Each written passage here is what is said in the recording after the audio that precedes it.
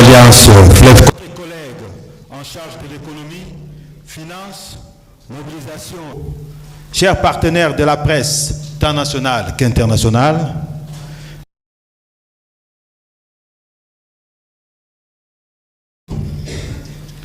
au nom de l'Alliance Fleuve Congo, nous vous souhaitons la de la deuxième édition du rapport sur la situation des droits économiques, des droits humains en République. Avant de commencer, nous vous prions de bien vous lever pour observer. Dans le fort pour l'indépendance, dressons nos fronts, longtemps groupés, et pour de bon, prenons le plus bel élan, dans la paix au peuple ardent, par de la peur, nous bâtirons un pays plus beau qu'avant, dans la paix citoyenne. Entonnez l'hymne sacré de votre solidarité, fièrement saluez l'emblème d'or de votre souveraineté. Congo, don béni, Congo, des aïeux, Congo, au pays, Congo, bien-aimé, Congo, nous peuplerons ton sol et nous assurerons la grandeur. 30 juin, au doux soleil, 30 juin, puis 30 juin, jour sacré soit le témoin, jour sacré de l'immortel, serment de liberté, que nous léguons à notre postérité pour toujours. Merci beaucoup. Veuillez vous asseoir, s'il vous plaît. Le programme de ce jour se présente de la manière suivante.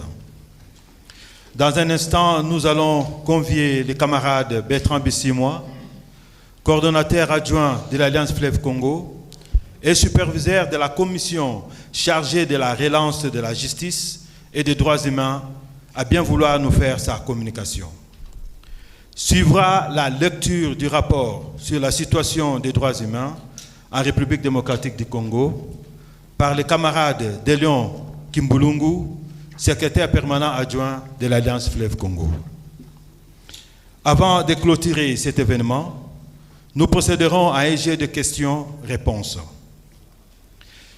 Sans plus tarder, nous invitons les camarades coordonnateurs adjoints Bertrand Bissimois de nous présenter la communication du jour.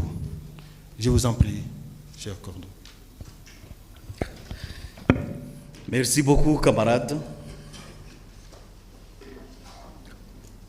Mesdames et messieurs de la presse, distingués invités à vos titres et qualités respectifs, la circonstance nous oblige de nous retrouver une fois de plus dans cette somptueuse salle de l'hôtel Serena de Goma, en vue de répondre aux allégations mensongères et inacceptables des organisations qui prétendent œuvrer pour la promotion et la défense des droits humains, alors qu'elles travaillent pour des intérêts politiquement motivés contre la paix, la stabilité de notre pays, la République démocratique du Congo. Je cite principalement Human Rights Watch, le Bureau conjoint des droits de l'homme des Nations Unies et le groupe dit des experts des Nations Unies. En effet, ces organisations, depuis plusieurs années, ont fait de notre organisation leur cible privilégiée dans l'objectif de jeter l'opprobre sur son juste combat, rendre inaudible sa noble cause et discréditer son nom. Les publications de ces organisations ont participé à entêter et radicaliser le régime de Kinshasa à doper la guerre et à fermer la voie à tout règlement pacifique de la crise. En réalité, ces organisations alimentent la guerre plutôt que la paix. En 2013, notamment, elles ont poussé pour la toute première fois de leur histoire les Nations Unies à la belligérance plutôt qu'à la neutralité. Aujourd'hui, après avoir échoué sur le front militaire, ces organisations reprennent le relais du front de la désinformation et des allégations et totalement imaginaires et mensongères à travers des rapports sans fondement, non vérifiés, tendancieux, dont le seul but est de compromettre le processus de paix de Doha en remettant en cause l'image de marque de l'AFC M23 qui travaille nuit et jour pour l'avènement d'une gouvernance en RDC qui assume ses responsabilités en prenant en charge des problèmes des sociétés. Ces organisations ont choisi de se mettre au service du régime qui a abandonné son peuple, qui distille la haine, qui divise son peuple, qui massacre ses citoyens pour leur faciès, qui arme les civils, qui recrute les enfants dans sa coalition militaire et qui intègre les génocidaires dans son armée et instaure un système de prédation à la tête du pays.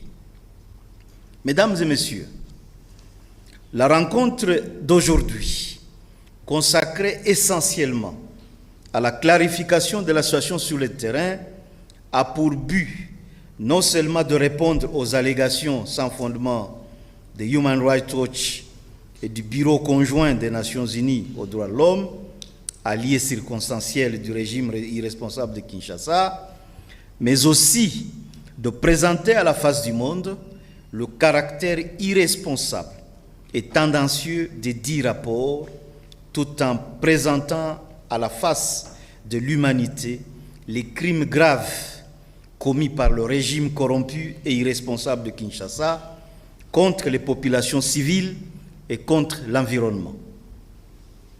Notre organisation est ouverte à une enquête internationale pour faire toute la lumière sur la situation de terrain et mettre fin à la campagne de manipulation de l'opinion mondiale que ces organisations dites de défense des droits humains mènent des années durant dans mon pays et qui leur a permis de lever des fonds à travers la planète pour leur enrichissement personnel.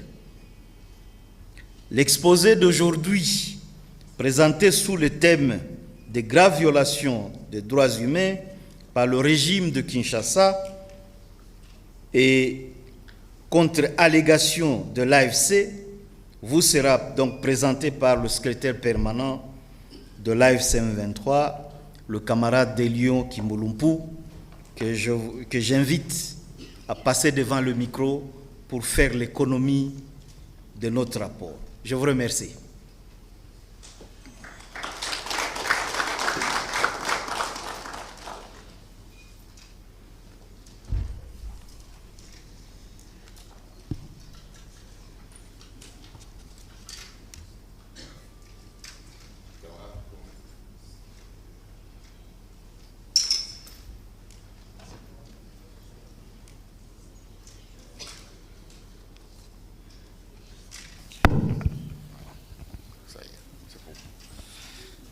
Camarades coordonnateurs adjoints en charge des questions politiques, diplomatiques et juridiques, camarades coordonnateurs adjoints en charge de l'économie, finance, développement et mobilisation, camarades chefs de département de la communication, chers camarades membres de la commission de relance de la justice en territoire libéré, camarades vice-gouverneurs province du Nord Kivu, distingués camarades cadres du mouvement, très chers amis de la presse, voici donc le résultat des enquêtes menées par la commission de relance de la justice, qui s'occupe également de travaux liés au respect des droits humains en territoire libéré. Après la publication de la première édition intitulée « Réaction de la FCM 23 face aux allégations sur les prétendues violations des droits humains dans les villes de Goma et de Bukavu », l'AFC M23 a collecté plusieurs données sur les récentes violations des droits humains commises par le régime de Kinshasa. Malgré ces faits, certaines organisations locales, nationales, internationales, y compris le Bureau conjoint des Nations Unies aux droits de l'homme, BCNUIDH, persistent dans une campagne visant à salir l'image de la révolution de l'AFC M23 et à saboter, comme vous l'avez entendu, le processus de paix de Doha. Cette deuxième édition intitulée « Grave violation des droits humains par le régime de Kinshasa, contre-allégation de l'AFC M23 » présente donc un condensé des violations répertoriées et documentées, imputables au régime de Félix Tshisekedi et ses alliés, les milices Wazalendo, des génocidaires FDLR, les forces de défense nationale du Burundi, en sigle FDNB, des mercenaires européens et sud-américains, ainsi que la réponse circonstancielle de l'AFC M23 aux allégations mensongères du régime. La première partie de ce rapport est consacrée aux allégations du régime de Kinshasa contre l'AFC M23. Le groupe d'experts de l'ONU, dans son rapport du 2 juillet 2025, un rapport de 258 pages, adressé au président du Conseil de sécurité, avance des accusations graves à l'encontre de plusieurs acteurs de l'AFC M23. Pour la énième fois, ce rapport du groupe d'experts de l'ONU, loin d'être un document impartial, s'inscrit dans une logique de guerre médiatique orchestrée pour masquer un échec patent du régime de Kinshasa et de ses alliés sur le terrain. Merci pour la lumière. L'avancée fulgurante de l'AFC M23, perçue comme une humiliation, a mis en évidence la défaillance de la dite coalition.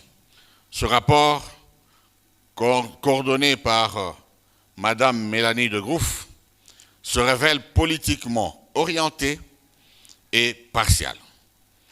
Il déforme la réalité du terrain, prenant la propagande du régime de Kinshasa, qui cherche à masquer donc ses échecs militaires et ses échecs diplomatiques. Réponse de l'AFC M23. Au sujet de gains territoriaux et du cessez-le-feu, tel qu'allégué, les avancées de l'AFC M23 sont le résultat de l'incapacité de l'AFDF à sécuriser les populations et non d'une rupture d'accord. Les cessez-le-feu ont été systématiquement violés par les forces du régime de Kinshasa, souvent en utilisant des milices comme les Wazalendo pour mener des attaques par procuration. L'AFC M23 protège la population et défend ses positions. Ils ont parlé d'emprise sur des zones stratégiques et minières. L'AFCM 23 ne objectif économique ou minier, mais uniquement de protéger la population civile et ses biens. Ils ont également parlé du soutien de la RDF et de violation des sanctions. Il est essentiel de rappeler une bonne fois pour toutes que l'armée révolutionnaire congolaise, l'armée de l'AFC M23, est constituée des Congolais. L'accusation de participation active de la RDF est fausse, et ils le savent. Ils ont également parlé de prétendus recrutements forcés. L'AFC M23 n'a jamais procédé à des recrutements forcés.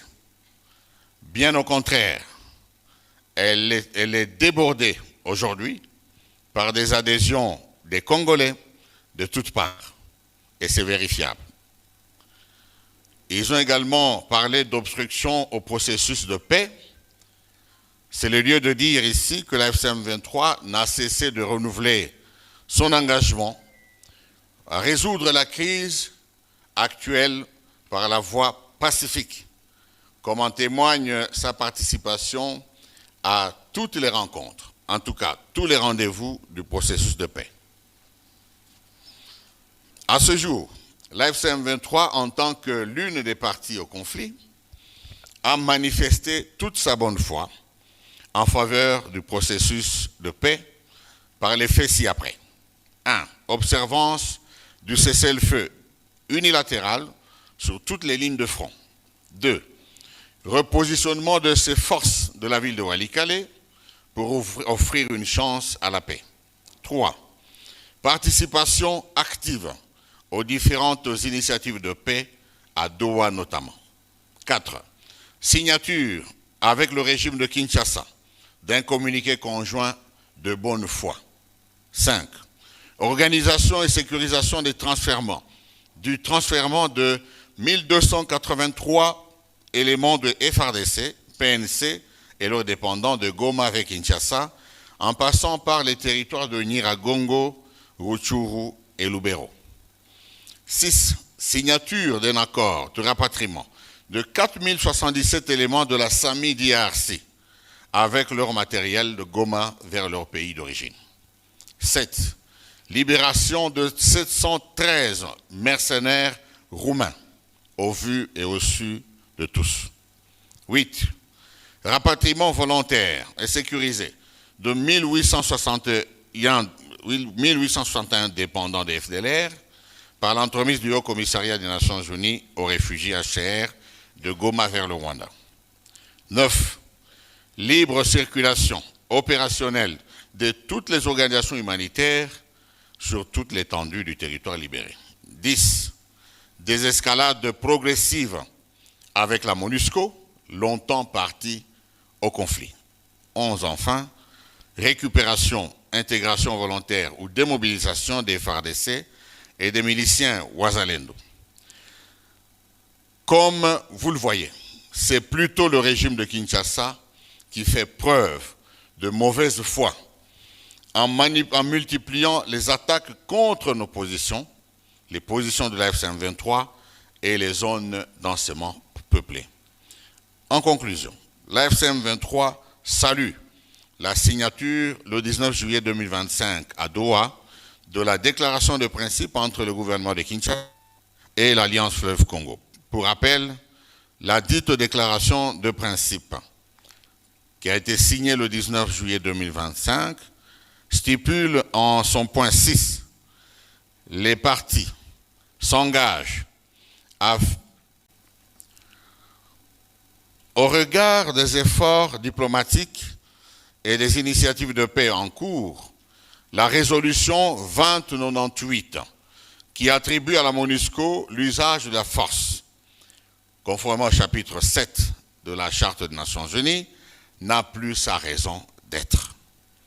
Compte tenu de la réalité du terrain, ainsi que du rôle de neutralité que revêt la mission des Nations Unies pour la stabilisation du Congo, l'AFCM 23 invite le Conseil de sécurité de l'ONU à redéfinir le mandat de la MONUSCO afin de la revêtir de la mission ou de ses missions de soutien à la stabilisation, à la consolidation de la paix et à l'appui au développement.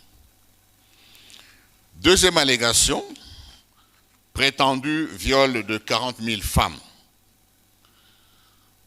Intervenant sur RFI à l'émission invitée d'Afrique Midi, Frédéric Germain a affirmé avoir pris en charge près de 40 000 femmes en 2024. En tout cas, nous n'étions pas encore à Goma ni à Bukavu, à cause de violences sexuelles au Nord Kivu. Il a ajouté que depuis la prise de Goma par l'AFCM 23 en janvier 2025, le nombre de victimes ne baisse pas et que les violences sexuelles sont utilisées comme une arme de guerre. Position de l'AFCM 23. RFI a relayé les propos de M. Frédéric Germain de MSF, évoquant 40 000 femmes victimes. Mais le site officiel de MSF, Médecins sans frontières, par la voix de M. François Calas, indique seulement 7 400 cas recensés en janvier et avril 2025. Quelques contradictions relevées. Les chiffres diffèrent largement. Les contextes décrits divergent. Violences commises par divers acteurs lors des cambriolages, déplacements forcés, octroi de logements, etc. Cela prouve la manipulation des données. Sur le site internet de MSF, dans un article mis à jour le 24 juin 2025, cette ONG précise que le bilan de 40 000 femmes évoquées, victimes de violences sexuelles, couvre la période de 3 dernières années, lorsque les combats entre le régime de Kinshasa et l'AFCM 23 ont repris. En conclusion, en comparant la sortie médiatique de Sieur Frédéric Germain, coordonnateur de projet Médecins sans frontières, sur RFI le 11 août 2025, et ce que déclare sur le site internet de la même organisation son responsable des programmes, en la personne de François Calas, nous en tirons quelques contradictions majeures. Nous notons que les deux responsables d'une même organisation présentent un bilan et des circonstances totalement contradictoires sur le même ou la même situation.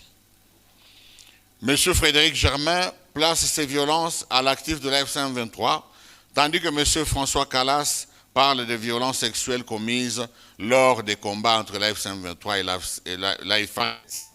et l'AFCM 23 avec leurs alliés respectifs. Des deux, le bilan de 40 000 femmes victimes de violences sexuelles en 3 ans par rapport à un effectif de 7 400 personnes entre janvier et avril 2025 semble être un calcul motivé. 3. L'AFCM 23 fustige cette propagande qui déshonore ceux qui l'ont formulée et l'auteur de cette allégation, dépourvue de tout fondement, porte atteinte à la dignité et à l'image de la femme congolaise. Troisième allégation, rapport du Bureau conjoint des Nations Unies aux droits de l'homme. Dans son rapport datant du 6 août 2025, le Bureau conjoint des Nations Unies aux droits de l'homme, BCNUDH, a avancé le chiffre de 169 personnes tuées par l'AFCM 23 dans la région de Rutshuru. Bien avant le 31 juillet 2025, le BCNUDH avait précisé l'opération du groupe armé M23 a débuté le 9 juillet 2025 et visait les membres présumés des FDLR. Ce rapport affirme également que les personnes tuées étaient principalement des agriculteurs installés temporairement dans leurs champs, loin de toute protection immédiate.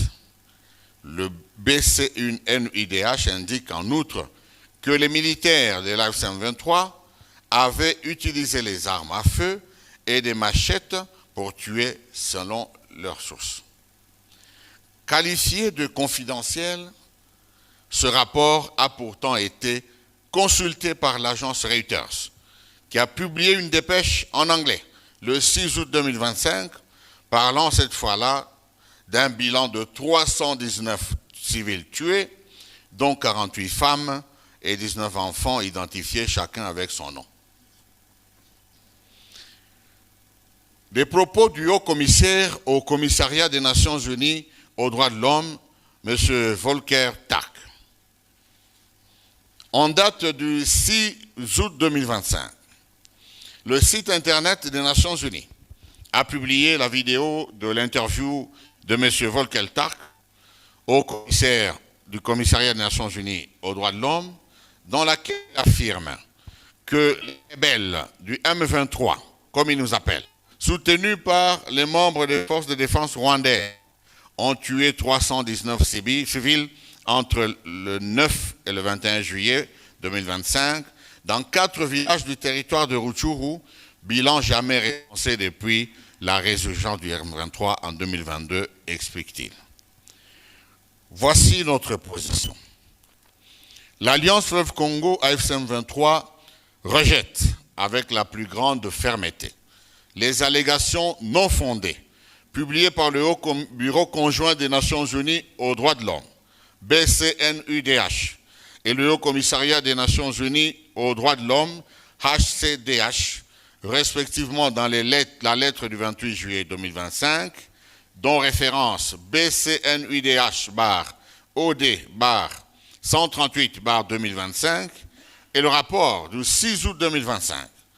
Ces accusations qui imputent à l'AFC-M23 la responsabilité de la mort de 169, voire 319 civils pour un même événement survenu entre le 9 et le 21 juillet 2025 dans plusieurs villages du territoire de Rutshuru, chefferie de Bwisha, groupement de Binza, constitue une manipulation flagrante des faits, une violation des principes élémentaires d'impartialité et une atteinte grave à la crédibilité des institutions onusiennes. Des allégations dépourvues de tout fondement. Les zones citées dans le rapport, Kanyakiri, Kigali, Dubaï, Katanga, Lubumbashi, Kassav, Kakoro et Boussessa, se situent à l'intérieur du parc de Virunga, une aire protégée où toute activité agricole est strictement interdite. Comment des agriculteurs auraient-ils pu être massacrés dans des champs qui n'existent pas?